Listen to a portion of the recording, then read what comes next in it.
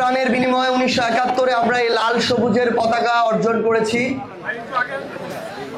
এই পতাকা আমাদের সার্বভৌমত্বের প্রতীক।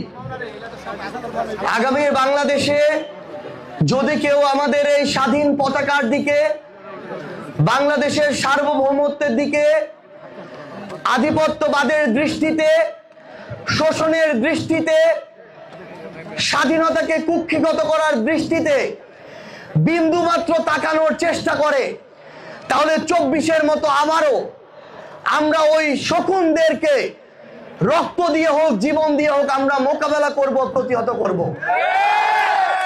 আমরা স্পষ্ট করে বলতে চাই, পৃথিবীর যে কোনো ব্যক্তি, যে কোনো প্রতিষ্ঠান, যে কোনো দেশ আমাদের দিকে আর কোনোদিন আধিপত্যবাদের চোখ দিয়ে তাকাতে পারবে না, আর কোনোদিন শোষণের দৃষ্টি দিয়ে তাকাতে পারবে না। এই বাংলাদেশে যতদিন মুক্তিকামী একজন বাংলাদেশী বেঁচে থাকবে, ততদিন এই স্বাধীন পতাকা পথ পথ করে উঠবে। ইনকিলাব জিন্দাবাদ।